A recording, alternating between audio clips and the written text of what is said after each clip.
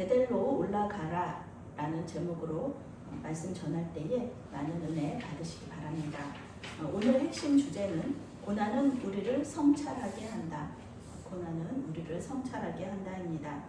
오늘 야곱은 죽음에 대한 두려움으로 어찌할 바를 모르고 있음을 우리가 볼 수가 있습니다. 아들들인 시므온과 레위가 여동생 디나의 복수를 한다고 세겜성의 모든 남자를 죽였고, 또 다른 아들들은 이 죽은 남자들의 재물과 또 아내와 자녀들을 모두 탈취했기 때문에 다른 이 가나안 족속들이 분명 동맹관계를 맺고 있었을 텐데 그 동맹들이 찾아와서 자기를 죽일까봐, 자기와 가족들을 죽일까봐 그래서 그 두려움에 떨고 있었다는 것입니다. 야곱은 이스라엘이라는 이름을 가지고 있었으면서도 하나님께 받았으면서도 두려움이 많았던 사람이다. 특히 군사적인 두려움, 이런 것에 굉장히 취약했다는 것을 우리가 볼 수가 있습니다. 야곱은 항상 두려움을 직면하고 싸우기보다는 피하고 도망쳤던 사람이에요. 이번에 그가 도망친다 그러면은 이제 장인인 라반에게 갈 수도 있고요, 형인 에서에게 갈 수도 있고, 또 아버지인 이삭에게 갈 수도 있었습니다. 그런데 라반과 에서는 야곱의 목숨을 노렸던 사람들이잖아요. 그러니까 갈 수가 없고, 또 아버지인 이삭은 연세가 많잖아요. 그러니까 자기를 지켜줄 수 없을 것 같아서 어찌할 바를 모르고 있었습니다. 이러한 상황에서도 야곱이 하나님을 찾지 않았다는 것이 참으로 놀라운 일입니다. 하나님이 함께 하시겠다고 약속하셨고 하란에서부터 지금까지 자기를 인도하여 주시고 이렇게 거부가 돼서 많은 자손들을 거느리고 오게 하셨는데도 불구하고 이런 위급한 상황에서 하나님을 찾지 않았다는 것입니다. 결국은 하나님께서 먼저 야곱을 부르시고 어디로 가야 할지를 인도하십니다. 1절 말씀 함께 읽겠습니다. 하나님이 야곱에게 이르시되 일어나 베델로 올라가서 거기 거주하며 내가 내 형 에서의 낯을 피하여 도망하던 때에 내게 나타났던 하나님께 거기서 제단을 쌓으라 하신지라. 아멘. 야곱은 하나님께서 분명히 베델로 가라고 하셨는데 세겜에 정착하잖아요. 세겜의 땅을 사고 세겜에 정착을 했습니다. 하나님과의 약속을 야곱이 깨뜨려 버린 거죠. 근데 하나님께서는 다시 베델로 가서 하나님께 예배하라는 기회를 다시 한번 주십니다. 무사히 돌아오게 하시면 야곱은 하나님을 하나님으로 믿을 것이고요, 그리고 11조를 드리겠고 베델에 하나님의 예배당을 짓겠다. 그러니까 제단을 쌓겠다. 이렇게 약속을 했었던 것이죠. 성경은 왜 야곱이 베델로 가지 않고 세겜에 정착했는지 말해주지 않습니다. 야곱이 약속을 잊어버렸을 수도 있고, 또 야곱이 생각하기에는 베델보다는 세겜이 정착하기에 더 좋은 땅이었다라고 생각할 수도 있어요. 그런데 그것은 야곱의 생각이죠. 하나님의 생각이 아니었습니다. 하나님은 야곱과의 약속을 잊지 않으셨어요. 죽음을 피해서 어디로 가야 할지 알 수 없는 그 상황 속에서 하나님은 이 약속을 기억하게 하십니다. 하나님은 야곱에게 약속한 대로 베델에 제단을 쌓고 그곳에 가서 살라 이렇게 말씀하십니다. 베델은 형 에서를 피해 도망갈 때에 만나주셨던 곳이에요. 하나님께서 이 야곱을 만나주셨던 곳, 사닥다리가 있어서 오르락내리락, 천사가 오르락내리락 하는 것을 보았던, 그래서 우리 교회의 그 목회 비전도 우리 교회가 하나님의 임재를 경험하는 교회다 이렇게 얘기를 하고 있는데요. 베델은 그런 곳입니다. 하나님의 임재를 경험하는 곳. 세겜은 살기에는 편했을 수도 있어요. 그렇지만 그곳은 하나님의 임재를 경험하는 곳이 아니었습니다. 이번에도 야곱을 죽이려는 가나안 족속을 피해서 그곳에 가면 주님을 만날 수 있을 것이다. 우리는 이렇게 예측할 수 있어요. 과거에 그렇게 해주셨던 주님은요, 지금 현재에도 그렇게 해주시는 분이신 것을 믿으시기를 바랍니다. 야곱은 하나님께 도움을 요청하지 않았지만 하나님께서는 야곱에게 가야 할 곳을 인도하여 주십니다. 2절 3절 말씀 함께 있습니다.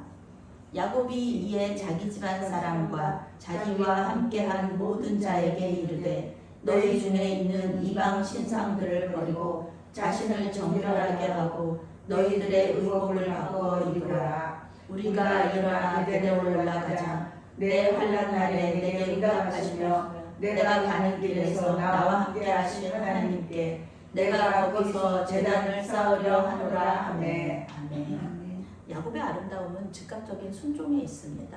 할아버지한테 배운 것이죠. 아버지한테 배운 것입니다. 하나님께서 말씀하시면 자기가 아무리 그 죄악된 불순종의 삶을 살고 있더라도 하나님께서 말씀하시면 즉각적으로 응답합니다. 야곱은 큰 공동체를 거느리고 있어요. 4명의 아내와 12명의 자식들만 있는 것이 아닙니다. 종과 짐승들도 많았습니다.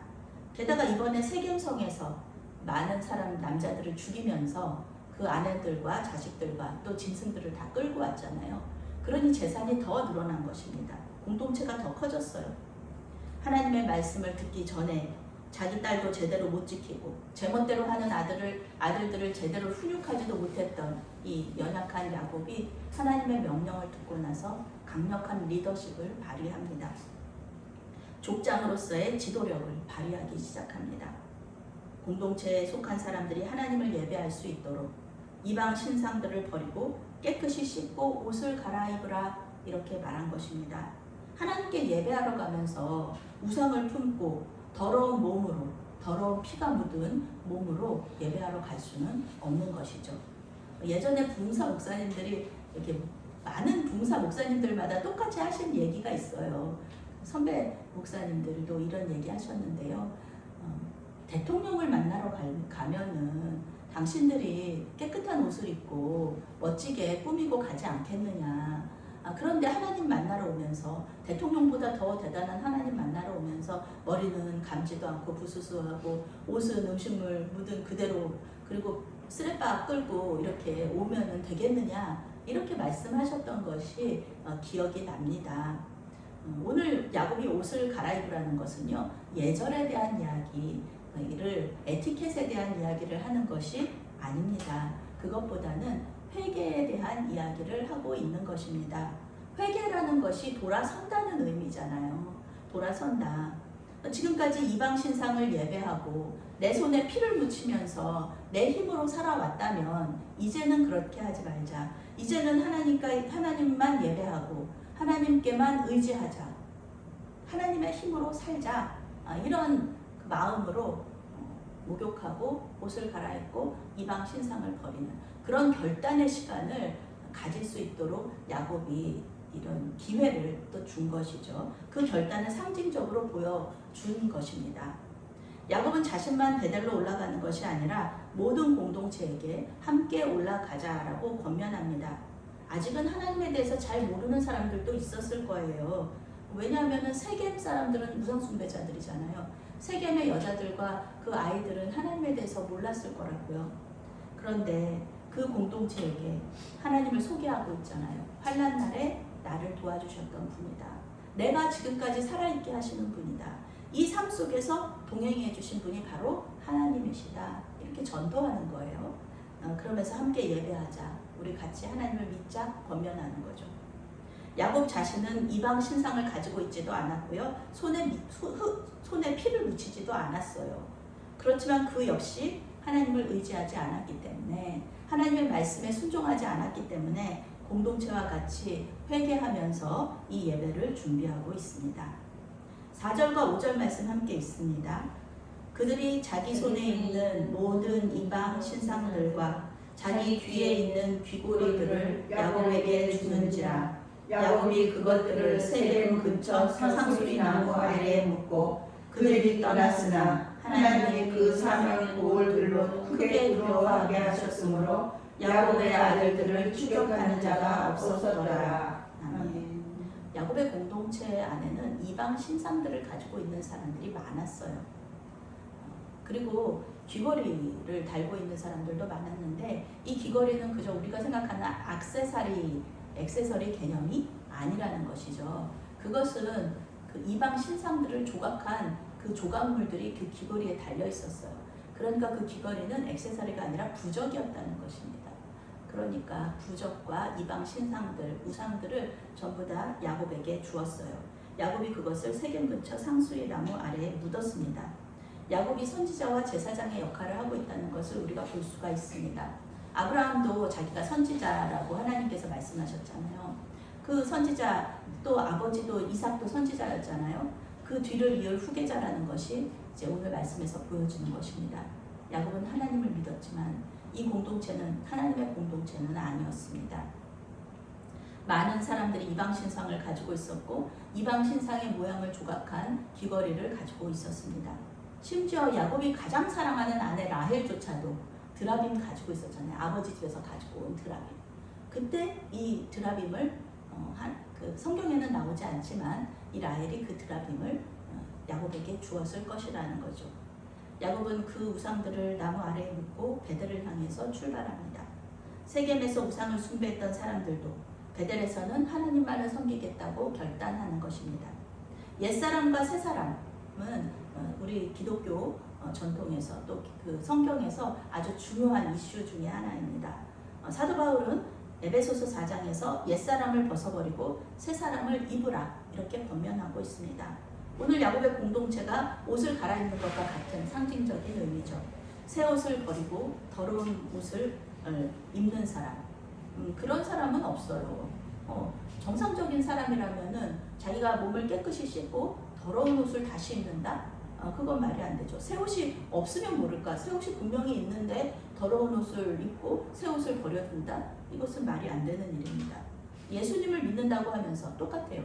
예수님을 믿는다고 하면서 깨끗해졌잖아요. 예수님의 보혈로 깨끗해졌는데 다시 옛날과 같은 방식으로 삶을 산다는 것은 말이 안 된다는 것입니다. 그렇게 할 수도 없고요. 성령께서 우리를 그렇게 못하게 하시기 때문에 성령의 그 충만한 사람이라면은 항상 이 새로운 삶의 방식, 예수님의 삶의 방식, 예수님을 따라가는 삶의 방식으로 우리가 갈 수밖에 없다는 것입니다. 그래서 우리가 정말 매일매일 우리를 성찰해야 되는 것은 내가 예수님을 닮는 삶을 살고 있는가, 내가 또 옛 방식대로 고집하고 있는 것이 아닌가, 이런 것을 자기 항상 점검해야 된다는 것입니다. 단번에 우리의 삶이 변할 수는 없어요.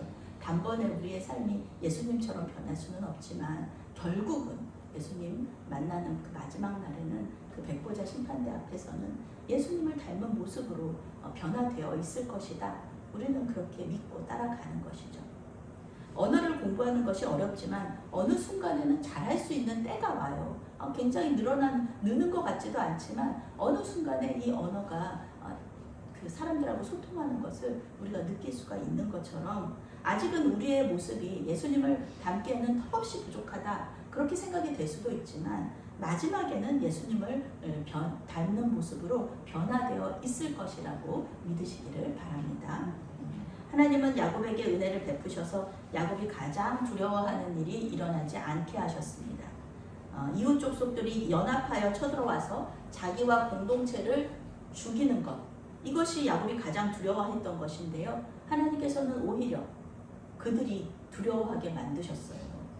공동체가 죽지 않는, 죽을까봐 두려워서 떨었는데 오히려 이웃 족속들이 자기들을 죽이지 않을까, 반대로 이 야곱의 그 아들들, 혈기왕성한 그 아들들이 자기들을 죽이지 않을까 두려워서 떨었다는 것입니다. 그래서 야곱의 아들들을 추격하는 자가 없었다. 세번역 성경은 하나님이 사방에 있는 모든 성읍 사람들을 두려워 떨게 하셨으므로 아무도 야곱의 아들들을 추격하지 못하였다 이렇게 번역하고 있습니다. 추격하다라는 것은 좀 무서운 단어예요.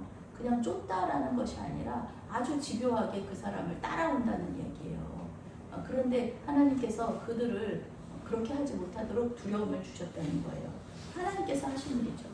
야곱의 공동체가 아무 걱정 없이 베델로 올라가서 예배할 수 있게 하셨다는 거예요. 안전하게 지켜주셨다는 겁니다. 우리가 이렇게 주님 앞에 나와서 예배하는 것 아무것도 아닌 것 같죠? 그냥 우리가 시간 내서 오는 것 같지만 그렇지 않습니다. 하나님께서 불러주시지 않으면요, 여기 이 자리에 앉아 있을 수가 없어요. 하나님께서 모든 상황을 만들어주시지 않으면, 세팅해 주시지 않으면, 그 환경을 인도하여 주시지 않으면 우리는 이곳에 와서 예배할 수가 없다는 것입니다. 주님께서 하신 일이에요. 하나님께서 이곳에 우리를 불러주시고 또 예배를 하게 하시고 또 예배를 받아주시는 그 은혜와 찬양이 그 은혜에 찬양과 감사로 영광 돌리시기 바랍니다. 6절부터 8절 말씀 함께 읽겠습니다. 야곱과 그와 함께한 모든 사람이 가나안 땅 루스 곧 베델에 이르고 그가 거기서 제단을 쌓고 그곳을 엘 베델이라 불렀으니 이는 그의 형의 낯을 피할 때에 하나님이 거기서 그에게 나타나셨음이더라. 리브가의 이모 드보라가 죽음에 그를 베델 알바에 있는 상수리 나무 밑에 장사하고 그 나무 이름을 알론바굿이라 불렀더라. 야곱의 공동체는 모두 베델로 올라가서 하나님을 예배했습니다. 야곱이 하나님과 약속했던 것들 다 지키는 것이죠.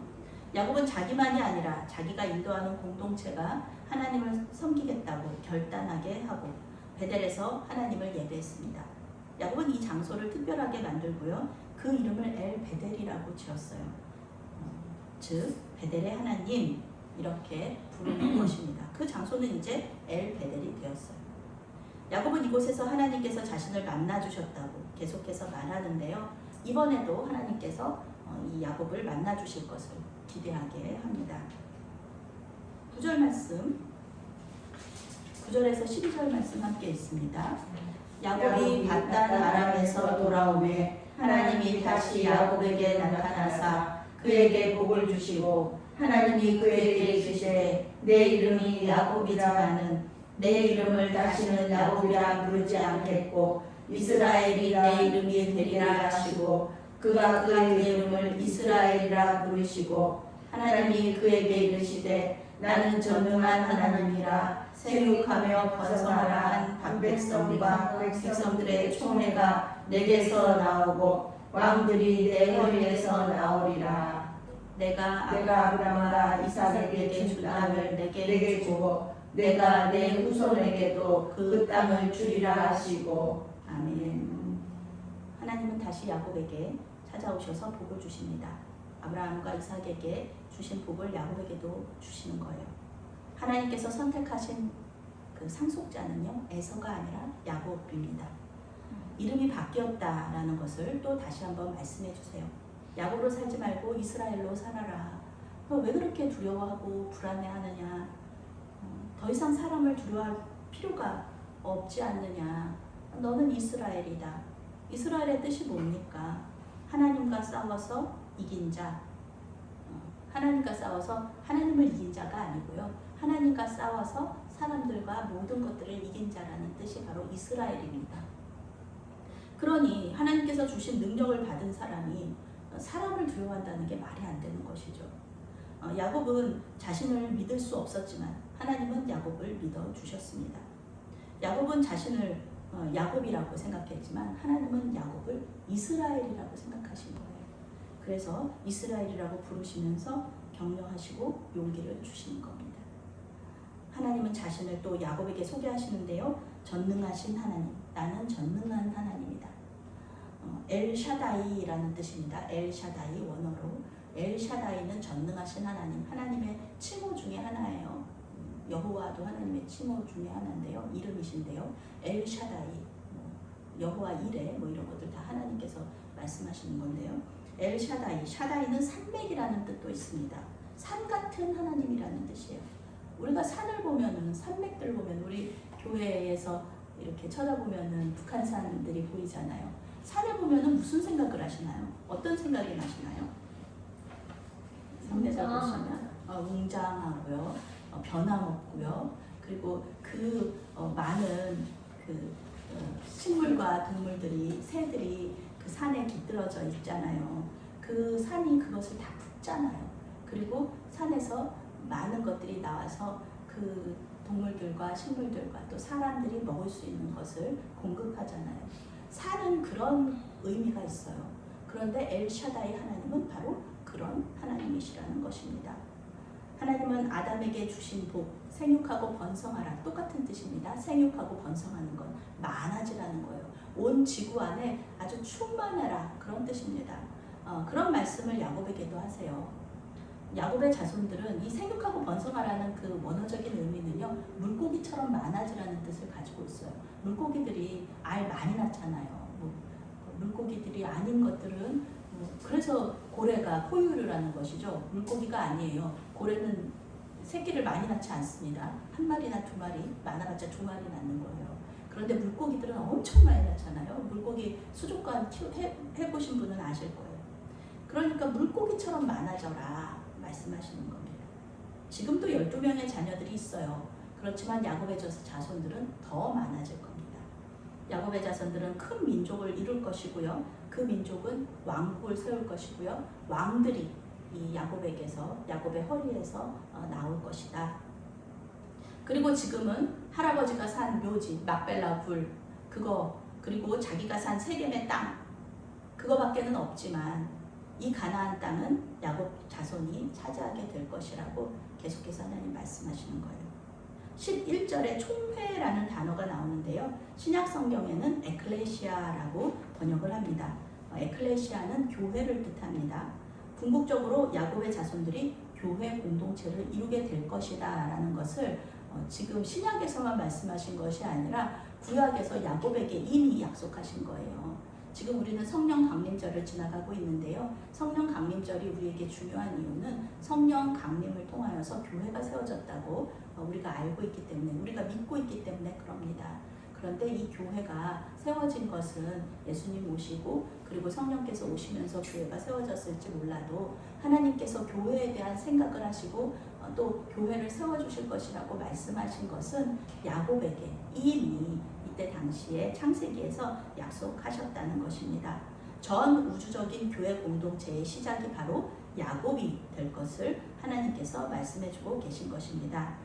아브라함과 이삭과 야곱이 하나님의 그 말씀을 다 받고 약속을 다 받은 것처럼, 똑같은 약속을 받은 것처럼 느껴지지만요, 세 명에게 하나님은 이 다른 약속들을, 같은 약속인 것처럼 보이지만 다른 약속들을 주시는 그런 특별한 복들을 허락해 주셨어요.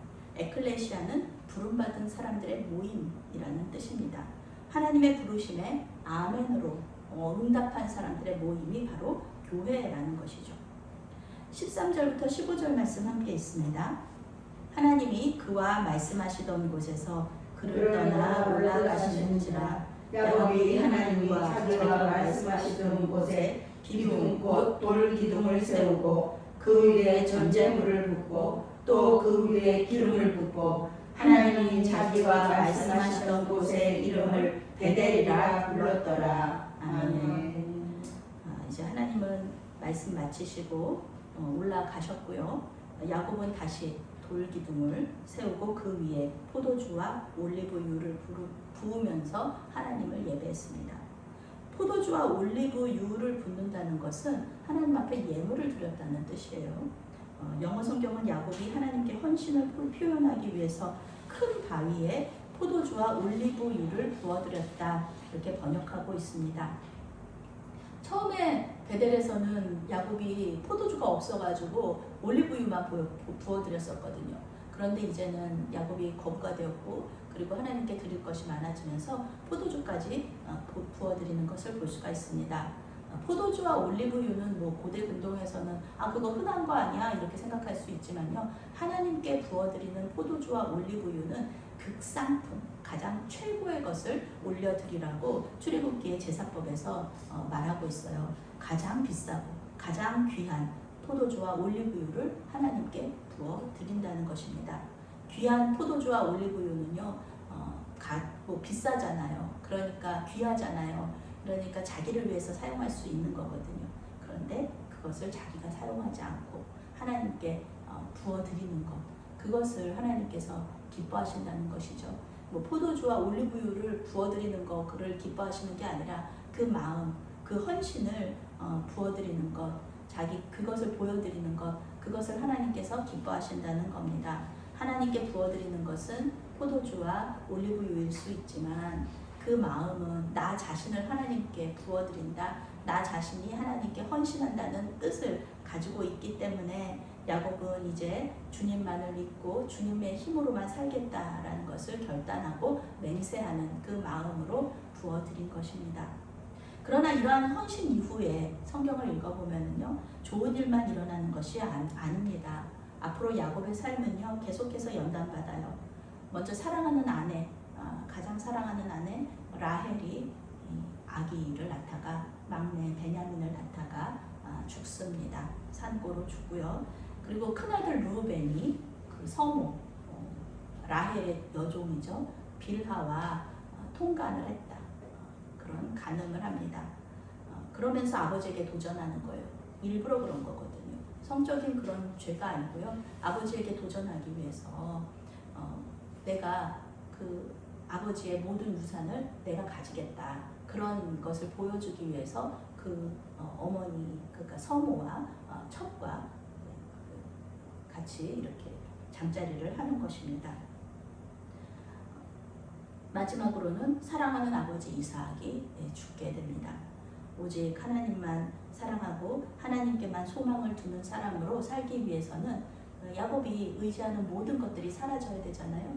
그런데 사랑하는 아내, 자기의 큰아들, 그리고 아버지 이 세 사람이 전부 다 하나님께 감으로써 그리고 또 배신함으로써 이제 야곱은 하나님만 믿고 의지하는 사람으로 변화되기 시작합니다.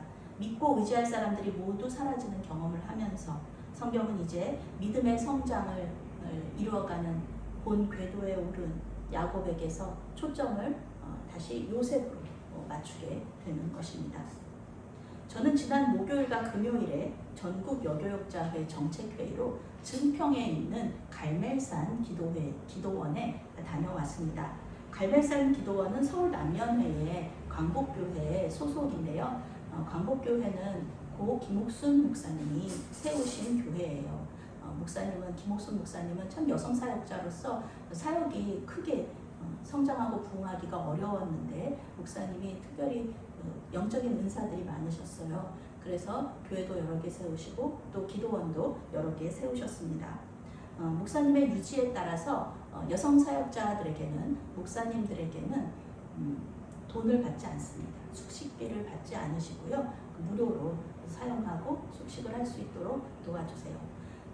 여성 사역자로 교회 개척을 하기가 힘드셨고 또 성장시키기가 어려우셨다는 것을 아시기 때문에 이렇게 배려를 해 주시는 것이죠. 돌아가신 지 10년 정도 되었기 때문에 그 여자 목사님들 중에는 김옥순 목사님을 기억하시는 분들이 계십니다.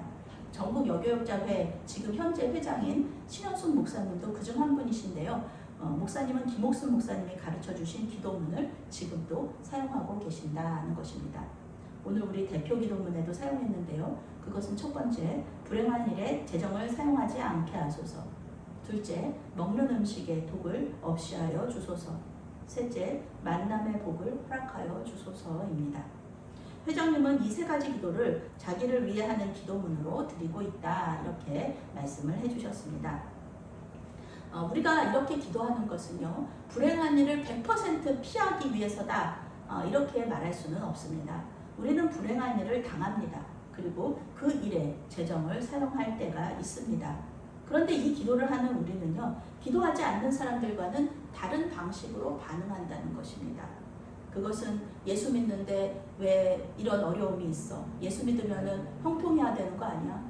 이런 어려움이 있는 거, 세상 사람들과 똑같은 어려움이 있다면 왜 예수 믿어? 이렇게 반응하지 않는다는 거예요. 이런 기도를 하는 사람들은 왜 나한테 이런 일을 허락하셨을까 생각하면서 우리 자신을 성찰한다는 것이죠. 우리 믿는 사람들은. 그런 일이 일어나는 이유는 두 가지가 있습니다. 한 가지는 죄의 결과입니다. 우리에게 불행한 일이 일어나는 이유, 우리가 불행한 일에 재정을 사용할 수밖에 없는 이유는 죄의 결과일 수 있어요. 하나님께 과도하게 아꼈다든지 아니면 하나님의 말씀에 불순종했다든지 그럴 때 하나님께서 깨닫게 하시려고 이런 어려움을 주실 때가 있습니다. 나머지 하나는 하나님의 훈련일 수가 있습니다. 아무 이유 없어요. 아무런 우리가 잘못하지 않았어요. 그런데 그런 어려움을 주실 때가 있다는 것입니다. 우리아의 그 아내를 취했던 다윗에게 하나님께서 죄의 결과로 어떤 걸 주셨나요? 첫 번째 그 둘 사이에서 난 왕자의 생명을 가져가셨죠. 자식을 데려가셨습니다. 그것은 훈련이 아니고요. 죄의 결과였습니다. 그리고 다른 면에서 훈련일 경우에는 예수님 예를 들 수가 있겠죠. 우리 예수님 죄가 없으셨잖아요. 그런데 우리 예수님이 십자가에서 고난을 당하셨습니다. 이런 것들은 하나님의 뜻이 있으셔서 이런 어려움들을 우리에게 허락하신다는 것이었습니다. 선을 행하다가 고난을 당할 수도 있다. 오늘 야곱은 베델로 가라는 하나님의 명령에 불순종하여서 세겜에 정착했다가 어려움을 겪었습니다. 이것은 하나님께서 베델로 가야 된다는 것을 깨닫게 하시기 위한 어떤 하나의 도구였죠. 그런 어려움들을 겪은 겁니다. 하나님은 다시 기회를 주시는 분이시기 때문에 처음에 그렇게 실수하고 잘못하고 그래도 괜찮다는 것입니다. 베델로 올라가라는 두 번째 말씀, 두 번째 기회에 하나님의 말씀에 순종하면 됩니다. 과거를 땅에 묻어버리고 주님께서 인도하시는 곳으로 간다면 됩니다. 불행한 일이 생길 때 자기 자신을 성찰하면서 하나님을 바라보시기 바랍니다. 우리의 죄의 결과를 깨닫게 하시던 것이든 아니면 우리의 믿음을 단련하시려는 것이든 그 두 가지 모두 우리에게 유익한 것이다 라는 것입니다. 하나님께서 주시는 것은 무엇이든지 감사함으로 받으시고 믿음으로 그 어려움을 돌파하시는 저와 여러분이 되시기를 바라겠습니다. 아멘. 사랑의 하나님, 때때로 우리 앞에 불행한 일이 닥칠 때 주님께로 피할 수 있도록 도와주셔서 감사합니다. 우리를 책망하지 않으시고 다시 한번 기회를 주시는 주님께 영광을 돌려드립니다. 우리의 잘못을 깨닫게 해주셔서 감사합니다. 우리를 믿음으로 연단하여 주셔서 감사합니다. 예수님의 이름으로 기도합니다. 아멘.